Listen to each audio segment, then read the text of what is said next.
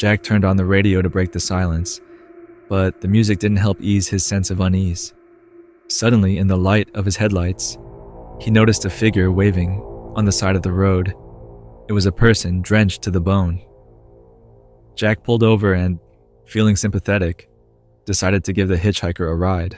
The hitchhiker got into the car without a word and wrapped himself in an old, tattered coat. His face was hidden by a hood and only raindrops trickled from its edges. Jack asked him where he was headed, but got only a vague mumble in response. The hitchhiker pointed forward and the car started moving. Jack tried to make conversation to ease the tension. "Nasty weather, huh? Where can I drop you off?" "Just ahead," the hitchhiker rasped, without lifting his head. Jack continued driving, occasionally casting worried glances at his passenger. The hitchhiker didn't seem threatening, but something about him made Jack deeply uneasy. As they drove, Jack tried to engage his passenger in conversation, but received only monosyllabic answers or complete silence. The weather worsened, the road became increasingly treacherous, and the tension in the car grew. Jack suddenly noticed that his hands were trembling and decided to focus on the road to avoid an accident. Suddenly, the car came to a sudden stop. Jack turned around and saw that the hitchhiker was holding something in his hands. It was an old cloth stained with blood. Jack's heart pounded, and he felt a cold sweat on his forehead. The hitchhiker slowly lifted his head and looked directly at Jack for the first time. His eyes were empty and cold, like those of a dead man. Jack tried not to show his fear and asked calmly, "What is that?" "You need to know the truth," the hitchhiker whispered, pointing to the back seat. Jack slowly turned and saw that the back door of the car was ajar, and something was moving in the trunk. He cautiously got out of the car and approached the trunk. What he saw made him shiver with horror. In the trunk lay the body of a woman, covered in blood. Jack began to panic and frantically tried to decide what to do. He turned to the hitchhiker, but he had disappeared, as if he had evaporated into thin air. Jack didn't know how long he stood in shock before he could pull himself together and call the police. While he waited for the police to arrive, his mind was filled with horror and confusion. Who was this mysterious hitchhiker? And why had he chosen Jack? The police arrived quickly, but found no trace of the hitchhiker. It turned out that the woman in the trunk was a recent murder victim, and the mysterious hitchhiker might have been her spirit, trying to tell her story. Jack never drove on that road at night again, and every time he passed by, he remembered that dreadful evening that was forever etched in his memory. A few weeks later, Jack began to notice strange things. He felt like someone was watching him and heard strange whispers in his house. Sometimes he thought he saw the hitchhiker's shadow on the street. Fear and paranoia became his constant companions. Jack reached out to a local priest to bless his house and rid it of any possible curse. The priest listened to Jack's story attentively and agreed to help. However, even after the ritual, Jack continued to feel the presence of something sinister.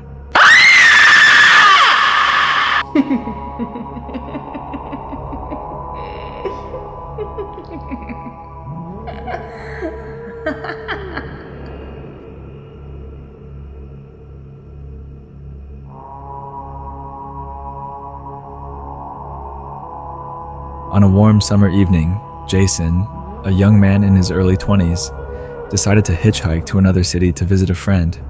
It was a spontaneous decision, and he hoped to save money by avoiding public transport. Standing by the side of the road, he held out his thumb, waiting for a kind driver to stop. After a few minutes, an old beat-up car pulled over, driven by an elderly man. Jason got into the car and thanked the driver, who introduced himself as Mr. Smith. They made small talk at first, discussing the weather and their destinations. Mr. Smith seemed polite and friendly, putting Jason at ease. "Thank you for picking me up. I didn't think anyone would stop." "No problem, young man. It's nice to have some company on the road." As they drove, the landscape changed from urban to rural, with vast fields and forests on either side of the road. Jason felt grateful for the ride and enjoyed the scenery. After an hour on the road, Mr. Smith's demeanor began to change subtly. His questions became more personal and invasive. So, Jason, do you often hitchhike alone? Sometimes. It's an adventure, you know. Mr. Smith's smile faded, replaced by a more serious expression.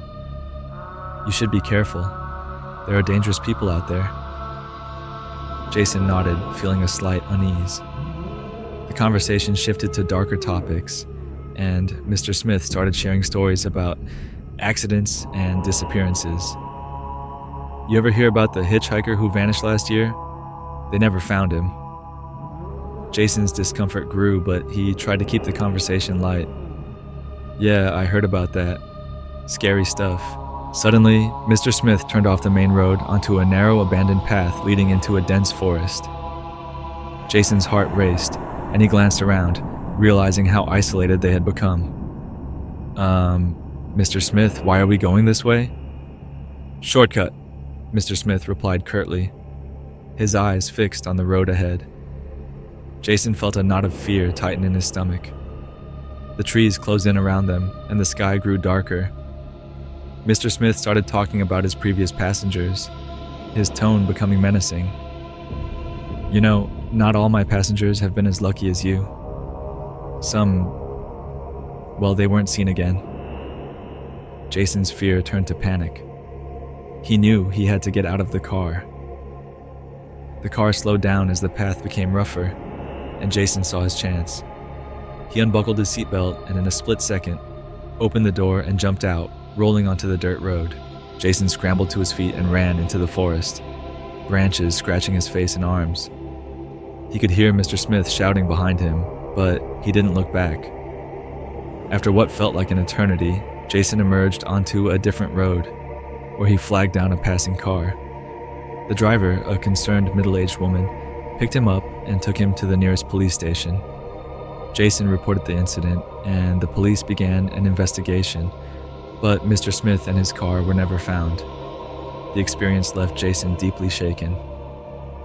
He couldn't stop thinking about what might have happened if he hadn't escaped. The horror of that night haunted his dreams, and he avoided hitchhiking from then on. Whenever he drove past a hitchhiker, he felt a pang of fear and a reminder of the close call he had experienced.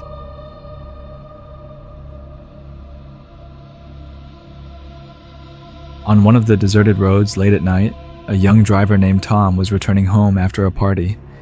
He was tired and thought only about getting to bed. Suddenly, on the roadside, he noticed a solitary pedestrian raising a hand, asking for help. Tom decided to do a good deed and give him a ride. Tom stopped and invited the stranger into the car. The passenger got into the front seat and pulled his hood lower, hiding his face in the shadows. Tom asked where he was headed, but received only a vague gesture forward in response. The car started moving, and silence filled the cabin. Tom tried to start a conversation to ease the tension. Going far? Doesn't matter, the passenger replied, his voice muffled and strange. The longer Tom drove, the more he felt a strange tension. His passenger sat still, not making a sound. Tom glanced at him secretly and noticed that under the hood there was no face, no eyes, just emptiness. Tom decided to ignore it and kept driving. However, his sense of unease grew. He turned on the radio to lighten the mood, but the passenger suddenly turned it off. Don't. His voice sounded threatening. Tom began to feel that something was very wrong with this man. The road ahead seemed endless, and Tom didn't know how much longer he could enjoy the tension. The passenger suddenly turned to him and said, "Do you think you can get away?" These words made Tom shudder. He felt fear taking over him and decided to stop the car and kick the stranger out. But as soon as he tried to slow down, the passenger grabbed his arm, and Tom saw that instead of fingers, he had long claws. Tom broke free from the grip and stopped the car. He ran out, leaving the passenger inside, and felt panic setting in.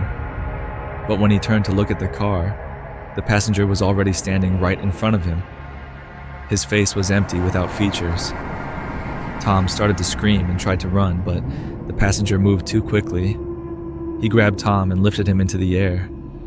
At that moment, Tom felt reality begin to distort. Everything around him turned dark, and he lost consciousness. When Tom woke up, he was in a hospital bed.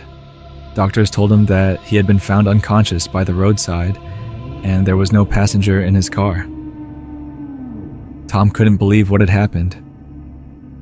He tried to explain what he had seen and felt, but no one believed him.